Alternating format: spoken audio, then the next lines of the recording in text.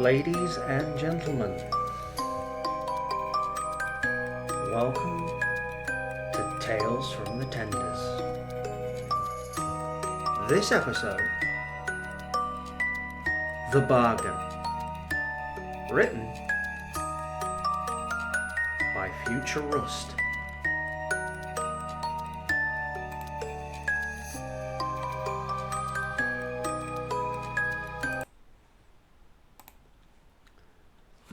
The time was barely 4 in the afternoon, but it was almost dark as Duck approached Haltra.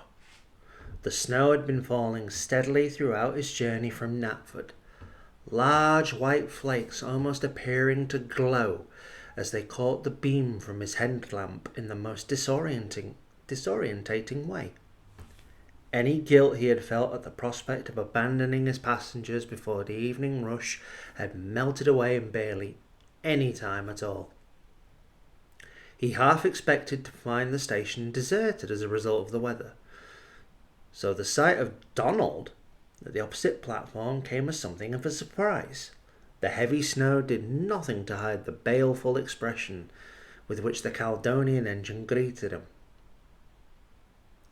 "He's done it again," he called, and Duck looked beyond him to see Isabel. Her front wheels appeared to be off the line, the shouting coming from the far side of the track told him that a crew was attempting to lever her back onto the rails while Donald pulled. There could be no question of who's responsible. "What happened?" Duck asked resignedly. "Ran off," said Donald shortly. "Fear of the snow, maybe." "Used the cosiest southern branch line, I suppose." Duck snorted. "Don't be ridiculous, Donald. Snow does fall in England, you know." Donald gave Duck a withering look, which made his feelings on the English reaction to snowfall abundantly clear. "You wouldn't be so lenient if you weren't Great Western," he growled. That hit home. Duck raised an eyebrow and gave the larger engine a cool look. "Are you implying that I've been unfair?" "More than implying. Didn't he deny that you've been protecting him?" returned Donald, his eyes flashing dangerously. A line had been crossed now, and his patience, never particularly copious, had all but drained away. "The Fat Controller would have heard months ago if it had been anyone else. I shouldn't be here. I should be on the main line ploughing with Dougie." "Let me help then," Duck offered. "All of the branch lines have been closed because of the snow, so I'm not needed elsewhere." Donald glared at him. "You need to find Oliver and talk some sense into him," he told Duck. "This has gone on long enough. Oh, can you take Dulcie back to Aylesbury? Poor lassie doesn't need to be stuck out here." Indeed, Duck could just make out the shape of another coach through the blizzard, uncoupled and waiting beyond the end of the platform.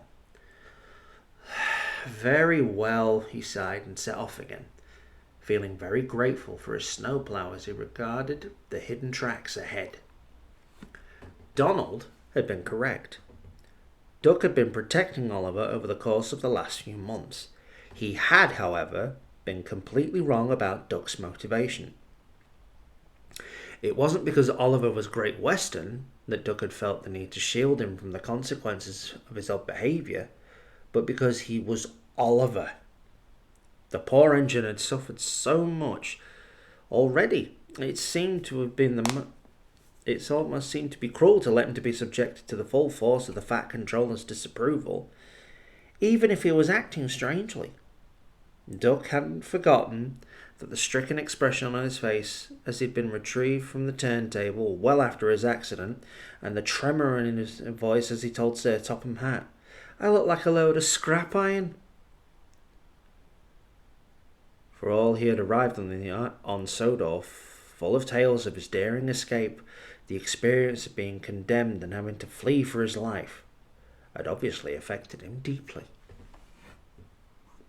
That being said, the difference between the overconfident character who had just first joined his branch line in the summer, ready for a new lease of life, and the engine who was now abandoning his coaches in the snow was immense.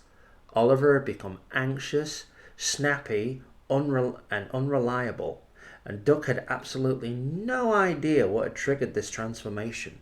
It was almost as though the joy had been seeped out of him as the long summer days drew in, diminishing more and more as autumn gave way to winter. It was frustrating, infuriating at times, but Duck had made allowances. It felt the right thing to do. And then Duck had to admit he had his own reputation to uphold. The Little Western was his branch line, and if word got out about Oliver's actions, it wouldn't reflect well on his abilities as a leader. No, it was far better that he manage the situation himself and keep branch line business far away from the prying eyes of the big engines at Tidmouth. He thinks someone's trying to kill him. Dulcie's voice was so quiet that Duck didn't initially realise that she was speaking to him. If she hadn't been coupled with her face immediately behind his bunker, it was doubtful that he would have even heard her. At the same time, he had to ask her to repeat the statement just to be absolutely clear. He thinks someone's trying to kill him, repeated the coach somberly. I know that sounds ridiculous, but he said as much twice. Duck squinted into the snow. But what on earth put that idea in his smoke box? He made it to Sodor. He's a Northwestern engine. He's safe. No one can touch him now. He doesn't feel safe, Dulcie told him. There have been too many incidents involving him recently. You're going to say that it's just coincidence, but I'm certain he thinks there is more to it. Too many incidents, repeated Duck, adopting an amused tone, which didn't really reflect how he felt. Beg pardon, Dulcie. But if that's his view, he needs to have a little talk with our Percy. He knows all about incidents and the frequency in which they occur on this railway. Dulcie sighed. I knew you'd react like that. My guess is that Oliver knows it too. That's why he hasn't spoken to you. There was nothing really to be said about this, and Duck lapsed into silence, casting his mind back to the incidents involving Oliver during the last few months. The trucks, still mindful of Scruffy's fate, were generally quite tame in the new engine's presence, but somehow he had managed to end up on a few non-truck related mishaps. The first had been a near miss with Gordon at Knapford. The points had been set incorrectly, leading Oliver straight into the larger engine's path, and if it had been nothing short of a miracle that both engines had managed to stop themselves before a nasty collision occurred. A signalman had been disciplined, and no one had thought more of it. At the time, Duck had remarked that, knowing Gordon, he had probably just disregarded a signal instructing him to stop, as he thought he should take priority. Oliver had stared at him before muttering. It wasn't like that at all. Duck had subsided, feeling strangely chastened. It was easy to forget at times that Oliver's relationship with the Tidmouth set was so different to his own. You're jealous. You're jealous, Donald had observed once. That they've taken to him so fast when they didn't to ye. Duck had dismissed the interpretation without further consideration. He didn't rely on the approval of the other entrants for his sense of self-worth. This had been followed a few weeks later by one of those autumn storms from the Atlantic, which often caused such disruption on the western side of the island, a tree had toppled onto the line right in front of Oliver. And although he managed to avoid colliding with it, he had been surprisingly unsettled by the episode. Perhaps he would have calmed down more quickly if, upon his return to Alsborough, a paper bag hadn't flown into his face, covering one of his eyes while he waited by the ballast hopper. Oliver's shrieks of terror brought workers from both the North Western and Arsdale railways running. Once the bag had been removed, he had been in no fit state to continue working and was sent to the sheds to recover. Unfortunately, Mike was present and lost no time in relaying the story to those who hadn't witnessed the event for themselves, resulting in Oliver withdrawing into a sulky silence, which lasted for several days. Donald had reacted angrily, snapping at Oliver, "Pull yourself together!" While Douglas had held lengthy but apparently fruitless conversations with Toad, Duck had resorted to his standard method of playing simple in the hopes of getting to the heart of the problem. But Oliver had seen through it, leaving the pannier tank to privately lament the gradual change in his friend. He genuinely missed the old Oliver, the cheerful one who had been so incensed by Bulgy's behaviour that August bank holiday weekend seemed such a long time ago now. And then, shortly before Christmas, there had been the horse which ran onto the tracks in front of Oliver during the early run to Knapford, the busiest commuter service of the morning. The animal had been spooked by a careless car driver on the outskirts of Haltra and had bolted, throwing its rider. In a blind panic, it had charged towards the railway line, jumped the fence, and ended up on the track. A group of passing school children had attempted to raise the alarm, but no one wanted to risk walking onto the rails when a train was due. And so it had been there when Oliver approached. Once again, fortune had smiled on him, and the horse had escaped up the embankment and into a meadow physically unharmed, although it had apparently taken most of the morning for people to corner the beast and transfer it safely to a stable. Oliver, on the other hand, had been completely beside himself, and Duck had been summoned to take the train to its destination. It was just as well, really, as Oliver would have undoubtedly have attracted unwanted attention if he had arrived at Knapford in such a state.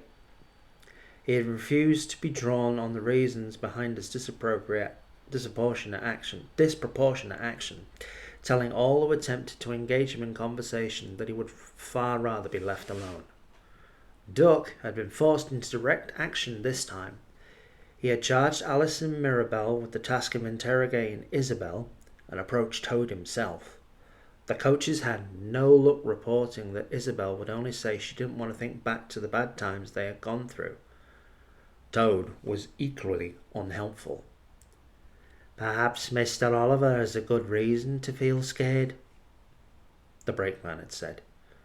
Duck had pressed him for more information, but he had been ever so politely rebuffed. "It's not my place to say. Excuse me, Mr. Duck, but why are you asking? Are you concerned about the branch line or Mr. Oliver himself?" "I'm concerned about Oliver, of course," Duck answered sharply, attempting to squash his indignation. Toad looked at him thoughtfully. "I see. And does Mr. Oliver know that?" Duck had been annoyed at his friendship being called into question, but deep down he had to admit that Toad's inquiry was probably justified. Everyone on the North Western knew how proud he was to have been given his own line and how eager he was to run it according to the high standards of his original railway. But when it came to the other engines, Duck suspected that he sometimes came across as standoffish, more focused on his work than on those around him. He had never been sought to pour out his soul unless under severe provocation, and he was really quite in awe of Edward's instinctive ability to understand how engines must be feeling. Oliver probably didn't see him as being able to provide much in the way of comfort. It really wasn't one of his skills. Doug sighed, recalled to the moment by the abrupt realization that getting lost in his thoughts while negotiating a blizzard was not the best of ideas. Edward would know what to do, but he was miles away on his own branch line in the middle of the worst weather that January could throw at the island. Anyway, this was a little western issue, and such it fell to Duck to resolve it, or at least try. You wanted the responsibility of a branch line, Montague? You can't simply dodge your duties when they become difficult. So what happened today? He asked Dulcie. There was something on the tracks, said the coach gloomily. I don't know what. It was hidden under the snow. Oliver didn't see it, and when he felt it under his wheels, he panicked. He stopped and demanded to be uncoupled. The porter at Haltra refused, and he became so agitated that he bumped Isabel's front wheels off the rails. He bumped Isabel? The passengers had already got out. We were told that the line was closing early when we pulled into the station. If passengers had witnessed such an outburst, then the game would really be up. They uncoupled Oliver, then he sped off, Dulcie went on. We saw him a few minutes later running bunker first back up the line. I'll speak to him, Duck promised. We can't have him running around in a state of terror. That's no way to live.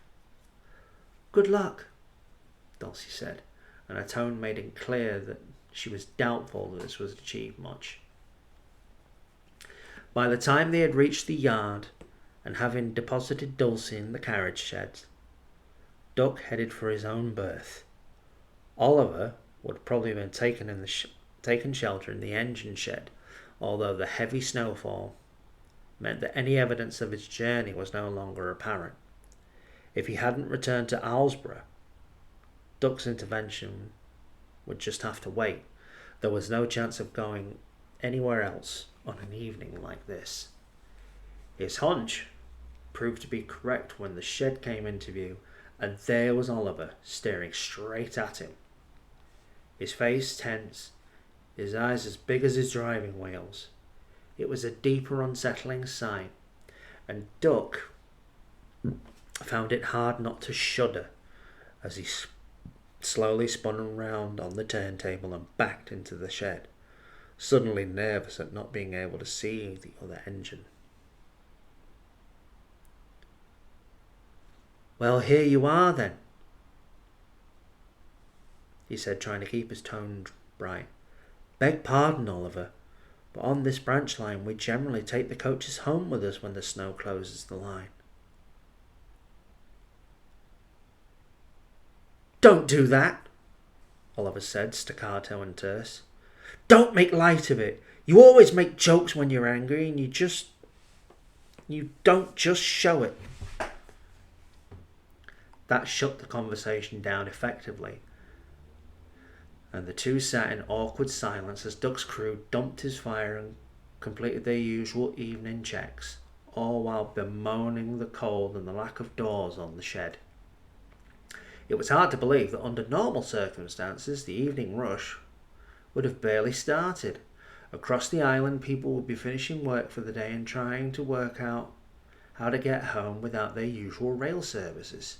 Eventually, his driver and fireman trudged off through the snow, and Duck ruefully accepted that he could put off his intervention no longer. Well, he asked quietly. I don't want to talk about it, said Oliver curtly. I know you keep telling us that. A sharp gust of wind sent a flurry of snowflakes into the shed, and Duck watched them settle on his buffers. But not talking about whatever this is hasn't made the situation any better, has it? You can't do anything to fix this, Duck. No one can. Rather dramatic, observed Duck, raising an eyebrow. So who exactly do you think has got it in for you? This utter lack of subtlety took Oliver off guard, and he looked at Duck, his terrified expression replaced with one of shock. Who told you that? Dulcie, replied Duck calmly, and I'm glad she did. I'd rather know if we have any potential murderers hanging around on my branch line. It's not funny!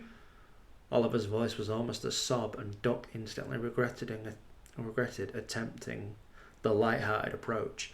The other engine was genuinely distressed and would have to find another strategy if he was to have any chance of getting through to him. Look, Oliver, he said quietly, deciding that straightforward honesty was probably his best bet. I don't like to see you so unhappy. Close your eyes, then.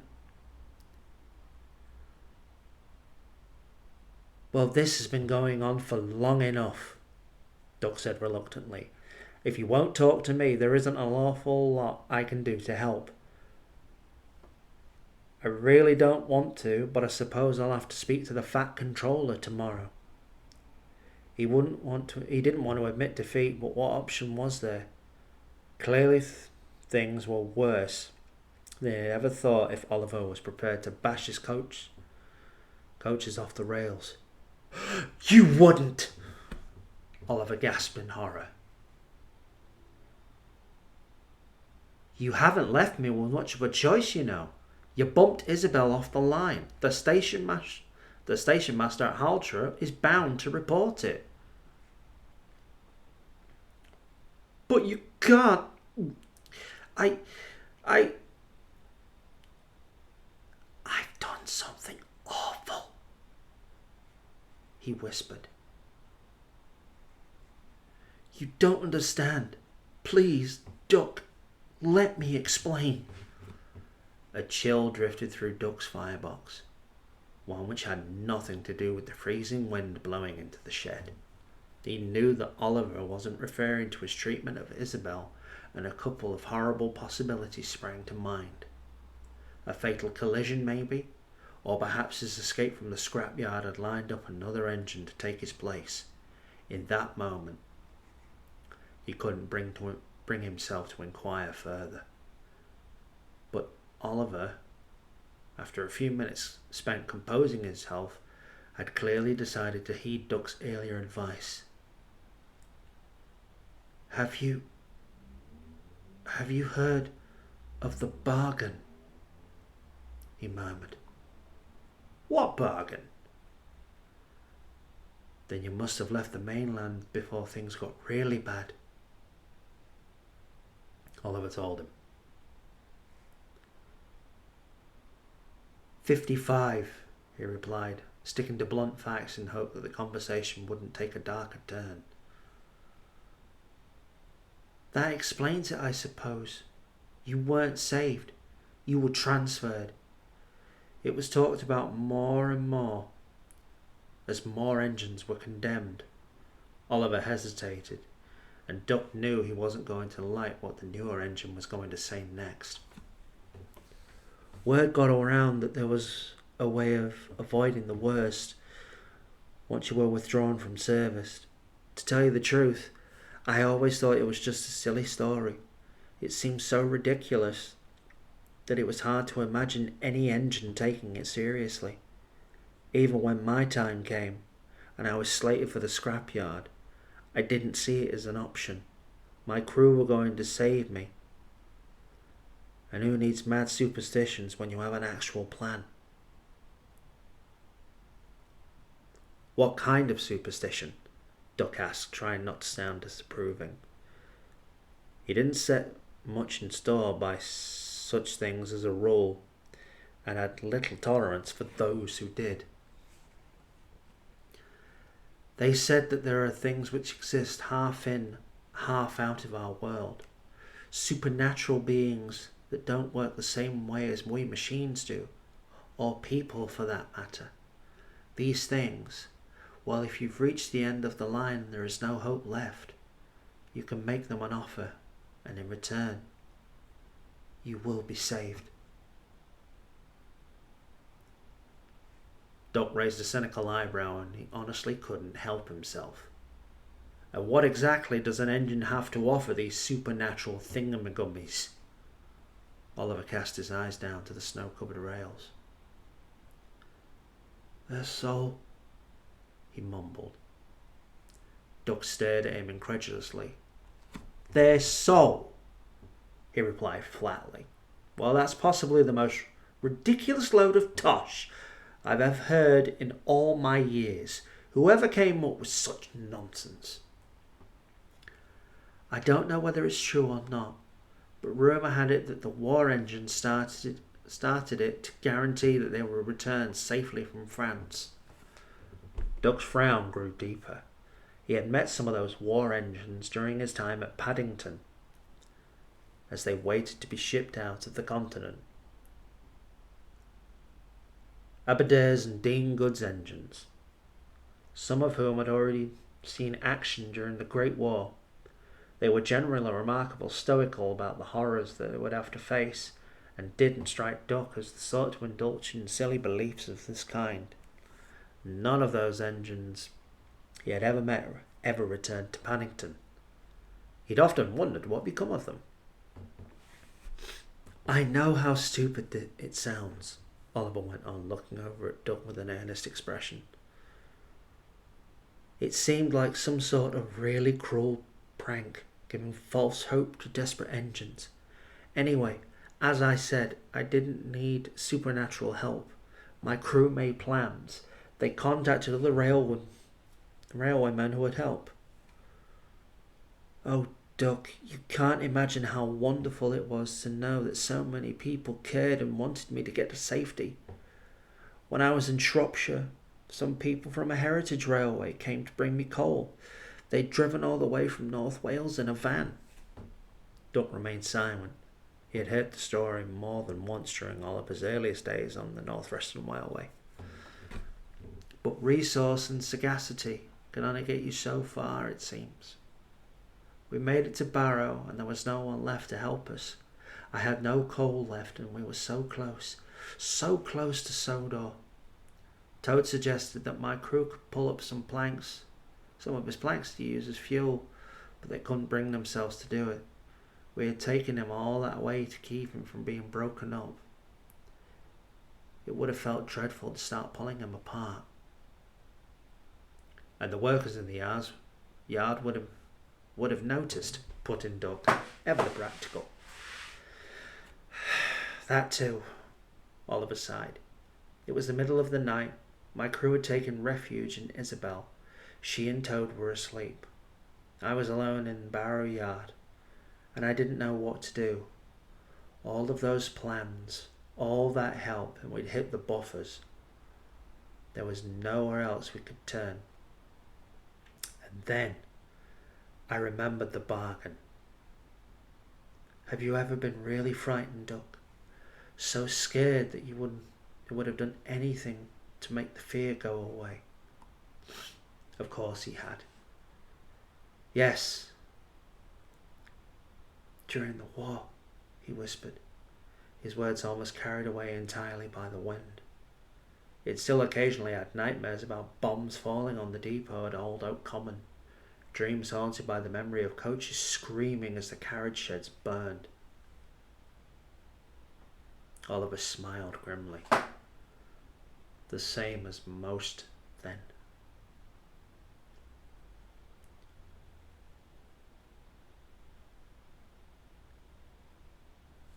I doubt that. I was in London during the Blitz and it was horrible. It was safer out on the rural branch lines. That's why so many children from the cities were sent there. He had always found something oddly gratifying in the thought that he might have shunted the same coaches which took those evacuees all the way to Oliver's branch. That there was a connection between them which predated the newcomer's arrival on Sodor. Oliver scowled, jouted into indignation at this dismissal of his wartime experience. The war was horrible for us too. What did you know about it anyway? You were a station pilot. Did you ever see a branch line before you came here? Of course I did, Duck returned, glad to have moved on to a less controversial topic of conversation. Us station pilots used to help out on the coastal routes from time to time during the summer months. After the war, of course. The Sunshine Line, they called it. Ah, yes, I remember. A shadow crossed Oliver's face once more. That used to happen a lot in the summer. Holidaymakers preferred steam engines, so the regular diesels would be sent elsewhere as a shunt. Tank engines from all over the Great Western would come and help out with the passenger service on the tourist routes for a couple of months. We thought that would save us, being a draw for the tourists. It's odd to think that we were ever that naive. Duck sometimes wondered if Oliver had been sent to Sodor by British Rail with the specific aim of tarnishing his fond memories of the Great Western.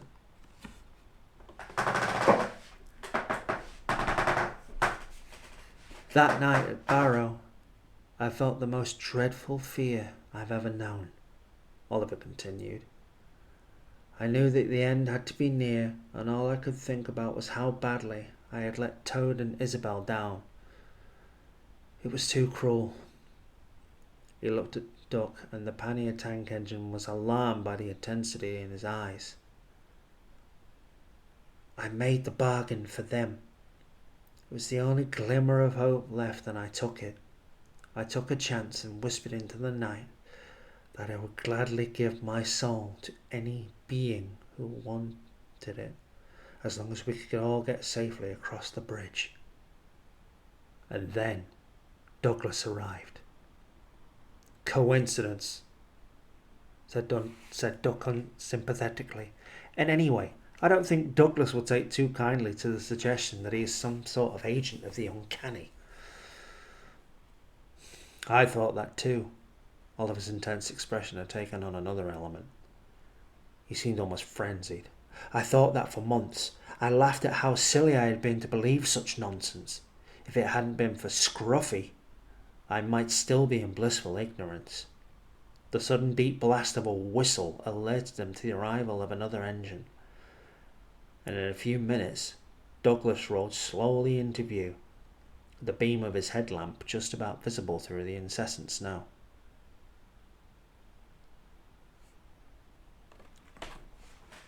The Fat Controller's been giving it up as a bad job, he declared. Main line's closed and I've been sent back early. Silence greeted his announcement, and he frowned as his shed mates threw out the end of the day. Procedures would have followed. Duck hoped the matter could be closed before Donald put in appearance. The thought of a third awkward pause while waiting for railwaymen to depart was definitely not appealing. Finally, Douglas's crew left and the Caledonian glared at the tank engines. Well, what's going on with you two? Duck opened his mouth to reply, but Oliver got there first. Duck hadn't heard about the bargain. And why would he need to? Douglas's eyes widened as he saw the expression on his friend's face. You didn't mean? No, Oliver. You saw the state I was in that night, Douglas. I was responsible for Toad and Isabel. Didn't it cross your mind what I might have resorted to? No, it didn't. I came along and I helped you. You didn't need to do that. You might not have come along if I hadn't have done it, said Oliver stubbornly, frowning at the snow-covered ground before him. But your soul, Oliver, lamented Douglas. How could you? Oliver gave a short burst of laughter, and Duck thought it sounded on the verge of hysteria. Do we even have souls, Douglas? And if we do, can we really claim that we own them? We're just possessions when it comes down to it. Machines to be used and disposed of as our creators see fit. We both know that better than anyone. Who do you think your soul might belong to? The Fat Controller? Macintosh? The builders at the works in Glasgow? Oliver looked up again, his gaze meeting Duck's once more. Don't you think people would see us as being worth more if that was the case? He asked, his eyes bright and his voice unsteady. All I know is I was built by humans, and humans eventually decided that the scrap value of my physical body was worth more than any soul that I might have. That didn't mean you didn't have one, returned Douglas gravely. Wouldn't have had you down as a spiritual type, Douglas, Duck remarked absently. The revelations about his colleagues were coming thick and fast this evening. Douglas glared defensively. I'm sticking on the side of caution. There's a lot about the world we didn't ken. That's all I'm saying. I know that making yourself miserable over a silly story doesn't benefit anyone, said Duck firmly. Buck up, Oliver. You said you had done something awful. From where I'm standing, you don't appear to have done anything at all, especially if the existence of your soul is a matter for debate. Oliver looked at him, and once again there was an odd fervour to his expression. You don't understand, Duck. I regret my decision. Goodness knows I do. But that wasn't the awful thing I did.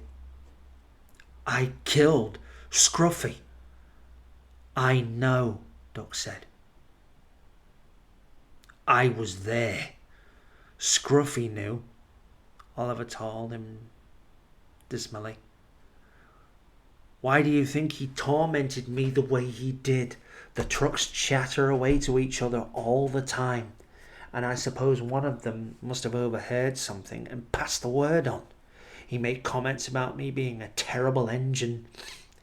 He said he knew all about what I had done and that my fate would catch up with me in the end. You don't know the half of it. Duck considered this carefully. While I can well believe that Scruffy might have been in league with the devil, it doesn't sound very specific. Beg pardon, but I'd rather think he just wanted to rile you up by referring to your escape from being scrapped. No, the devil, put in Douglas. Oliver offered up his soul for Toad and Isabel. The devil wouldn't have taken it if he were done to save another. The confidence in his tone sent shivers through Duck's boiler.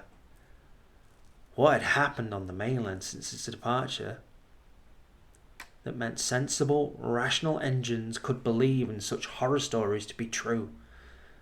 The enormity of the task ahead was suddenly clear. Not only would he have to convince Oliver that there was no truth in the tale, he would have to persuade the Scottish twins of it too. For the first time since the Little Western opened, Duck wished he had never left Tidmouth. The big engines were all idiots, but their delusions were very much rooted in the real world, and they could generally be brought down a peg or two without too much difficulty. This was another matter entirely, and prospect of having to address it was wearying. Toad said that we needed to do something about Scruffy, said Oliver quietly. Well, as it turns out, he hadn't been asleep that night at Barrow after all. He knew what I had done, and he thought Scruffy did too. He wanted to save me. Unpowered vehicles have their own beliefs about these things. Toad said that I had offered a soul, but perhaps it didn't have to be my own. Scruffy's planks were rotten, and his end would have come soon anyway, so a substitution could be made. You deliberately destroyed Scruffy? Gasped Duck, interrupting Oliver as the full realization of what had been hinted at hit him. You actually intended to pull him apart? And I supported you. I wouldn't have done so if I realised it was a sacrifice. Words failed him, and he stared in horror out to the yard, unsure whether the dizziness he felt was down to shock or the whirling fall of snowflakes. Douglas muttered curses under his breath. You see, I told you I deserved to be punished, Oliver said, his voice tremulous, and it didn't work anyway. Ever since Toad and I pulled Scruffy apart, I keep finding myself in danger. The horse, the tree, the points at Knapford. Coincidence, repeated Duck forcefully. It isn't. It can't be. Don't you see, Duck? Oliver opened his eyes and looked directly at him, pleading. I tried to go back on my side of the deal, and now it's angry with me. It wants my soul, and it isn't prepared to wait for it anymore. It's following me. I keep seeing things just on the edge of sight. Exasperation got the better of the pannier tank at this stage, and he reacted more angrily than he would have. Don't you realise how balmy this all sounds? Come off it, Oliver. Life is difficult enough at times, without making things worse by believing in crazy stories. Do you want the Fat Controller to think that you've gone crackers? I'm not mad, but it doesn't matter what he thinks, does it? Said Oliver desperately. I'm done for anyway. Of course it matters. Duck glanced at Douglas for support. You went through so much to get here. Don't throw it away because of a rumour. You're better than this. Am I? The evidence would suggest otherwise. In the absence of any better ideas, Duck resorted to an old familiar standpoint. I never thought I'd see the day when Great Western engines would get carried away with fairy stories. Oliver cut him off sharply, sudden anger flashed in his eyes. Don't you dare! The Great Western way was to close down branch lines and send hard-working, loyal engines like me to the scrapyard without a second thought. But you wouldn't know that. You were one of the lucky ones who got out before the full force of modernisation hit. You have no right to lecture me about my decisions. Duck stared at him, taken aback. This was a side to Oliver he hadn't encountered before. He had previously dismissed the possibility that the new arrival might resent his own good fortune, and he was rather hurt to discover that that wasn't the case. That wasn't the Great Western, he said quietly, feeling duty-bound to defend his heritage. It was British Rail. It's all the same now, snapped Oliver. He glared at Duck, who met his eyes uncertainly. And Duck felt frightened. Genuinely, deeply frightened. Not of imaginary soul-stealing demons with a desire for revenge, but of an engine he'd come to care deeply about over the last few months. The closest thing to a brother he had on Sodor. It was a fear completely different to the pervasive dread of the 40s. The war had been a human problem, and he had, for the most part, had faith that they would sort everything out eventually. If humans got involved in this problem, the consequences didn't bear thinking about. How on earth could he prove that something didn't actually exist? Oliver had spent months pursued by people and engines intent on dragging him back to Caerphilly to his death. Duck could only conclude that his mind had been addled by his experience, leaving him unable to adjust to a life of safety. The diesels and police officers who hunted him were gone, and instead he imagined a monster to continue where they had left off. It was a truly upsetting thought. What happened to mad engines? Could they be repaired, or were they similarly sent to the scrapyard? Perhaps Oliver had always been like this, and that's why he'd been withdrawn from service. This was a particularly nasty thought, one which felt disloyal as much as anything else, and Duck dragged his gaze away, towards the blizzard outside.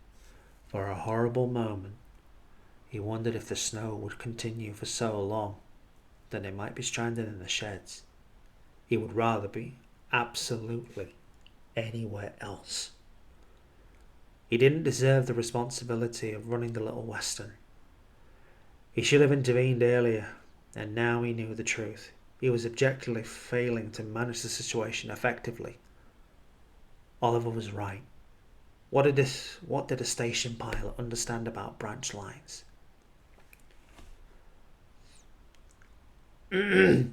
It's not Duck's fault, Oliver. There was a slight pause before Oliver responded. I know, he said quietly. I just wish you'd believe me. Duck wasn't easily rendered speechless, but he could think of nothing to say in reply. If what you say is true, it's your friends you'll be wanting around you, remarked Douglas. His level, calm tone prompted Duck to recall the Scottish twins were among the older engines on the Fat Controller's railway, something that often slipped his mind due to the preference for action rather than dispensing wisdom. And I've put all my friends in danger, haven't I? Oliver said miserably. What if I had run into Gordon? What if the tree had fallen on one of you? Or the horse appeared when you were on the line? Douglas snorted. Och, laddie, it'd take more than a horse to get the better of me. Duck hadn't intended to rejoin the conversation, but he couldn't help but point out. Beg pardon, Oliver, but by your logic, this being would have no interest in the rest of us. We haven't promised our souls to anyone, so it stands to reason that it would gain nothing by damaging us. Oliver's eyes widened at this, his expression clearing, and Duck felt a real sense of achievement at having got through to him.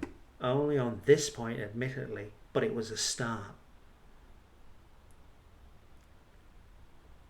Perhaps there was hope after all. Here's Donny, remarked Douglas, and sure enough, a shake could be made out advancing across the yard through the relentless snow.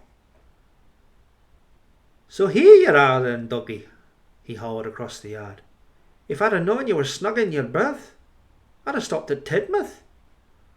Duck's fear that Donald's appearance would prompt another awkward interval was quickly dismissed. The tender engine's bad mood from earlier hadn't abated at all, and wasted no time in telling the others at great length and volume about his grievances.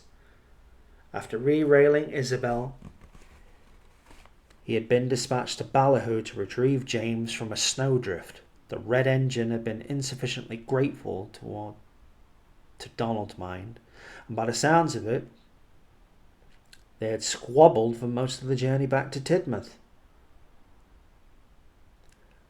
I said paintwork. I give you paintwork. You wait until I've finished with you. Let's see the state of your paintwork then. Upon approaching their destination, Donald had nobly turned down the offer of a warm, dry berth. We adore, in order to search for his brother. Recounting this tale lasted precisely the same amount of time it took his crew to conclude their day's work, and Duck found something comforting in the normality of his indignation and the warmth spreading out from his boiler. No engine likes the cold, heat being a crucial element of a fulfilling life. Tuning out Donald's words, Duck wondered if he would ever be able to deal with all of his delusions if he had a decent blaze in his firebox. At last, Donald's crew departed, and the final member of the Little Western Quartet turned his attention to the auto tank on the other side of the shed. Well, Oliver, What do you have to say for yourself? Seeing that Oliver didn't have a ready answer, Douglas upon himself to reply. He made the bargain, didn't he said quietly. Donald's gaze flickered briefly between his brother, then back to the smaller engine. Has he now? He remarked coolly. Well, that doesn't give him the right to batter poor wee coaches off the line and leave us to clear up this fangle. It's coming for me! Oliver wailed back at him, by this stage visibly exhausted and clearly in no mind to even stay calm. I've seen it! It wants my soul and it's coming after me to take it! Och, hod you're wished! Snapped Donald, giving him a fierce look. Oliver, surprised into silence, stared dumbly back at him with his mouth open. Your time comes when your time comes, Donald said matter-of-factly. You can't outrun it. Did he fash you still? How can you say that? Gasped Oliver, shocked. Even to Doug's pragmatic mind, this seemed like a cold thing to say. Donald sighed. Oliver, you escaped from a British rail. It doesn't matter how you did it, but you're still alive and you've got to make it count. What's the point of living longer if you have to be miserable for the rest of your days? But how can I be happy with something like that hanging over me? Demanded Oliver, partly mollified. I just can't forget about it. You have to try, asserted Donald. You have to make the most of however much time you've got left. That's very well for you to say, Oliver returned, his voice wavering again.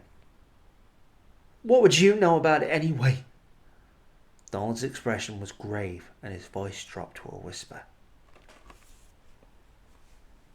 How do you think Dougie got out of Scotland? Doug, suppressed an annoyed groan, but any sound he might have made was drowned out by Douglas, who had left a brief, involuntary choking sound. The sight of his face, an odd mixture of grief and rage, triggered an unsuspecting spark of anger within Doug's boiler. This was getting completely out of hand.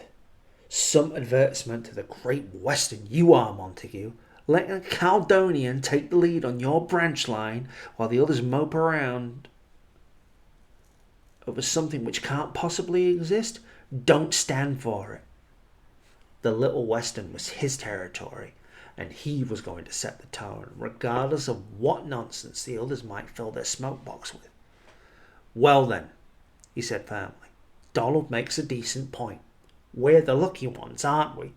We've got a more understanding owner than most, good friends around us, and the most splendid branch line in all the British Isles. I vote we make sure to do our best to enjoy our good fortune. Let's make every day matter, eh? Let's show the rest of the Fat Controller's engines the Little Western way of doing things. Donald hummed in agreement. After a few moments, Oliver murmured, All right then, I'll try. All eyes turned to Douglas, whose attention remained firmly fixed on his twin. If that's what you want, he whispered, clearly exercising a great deal of self-control.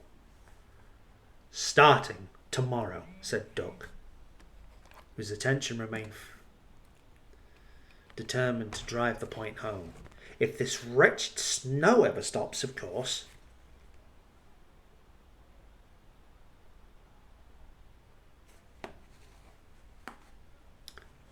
He had done as much as he could at this stage.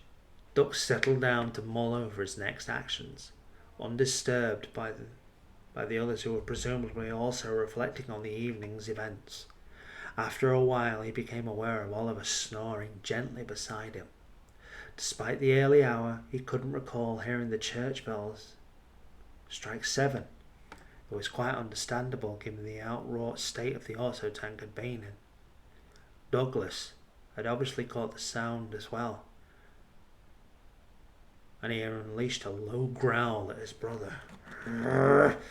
Donald, you promised! This was Duck's chance. Resolving the situation altogether was going to be a long process, but in the short term, Duck had realised that he could give Donald a way out and possibly ease Douglas's fears. You know, Donald, he said brightly, ignoring Douglas and cutting into the conversation before his brother could react. That was a really clever thing you did. Clever? Donald continued to stare across the yard. That's not how I would describe it. Oh, but it was, Duck told him, making sure to look as innocent as he possibly could. Oliver needed to hear some sense from someone who believed him. I don't generally approve of dishonesty, but telling him that you had made the bargain, too, was the only way to get him to listen to any of us. I would never have thought of that. Donald looked across at him, his brow furrowed. Dishonesty? A white lie for a good cause, clarified Duck, looking pointedly at Douglas. Donald's gaze drifted towards his twin and his expression eased. Okay, he said quietly. We cannae have the wee laddie working himself to a state over such things. Doug wasn't sure if he imagined it, but Douglas's face seemed to lose some of its tension. Time would tell whether he believed, or choose to believe, Duck's intervention. But the pannier tank allowed himself a small sigh of relief. I can do this. I'll root out these silly notions and make them see sense in time. This is my branch line, and we will do things my way. But as the three settled down for the long, cold night ahead, he couldn't help peering out into the yard, his eyes drawn to the areas which the electric lights had failed to reach. There was nothing out there, nothing otherworldly or otherwise which might cause concern. Nothing at all. But he found himself checking the shadows anyway.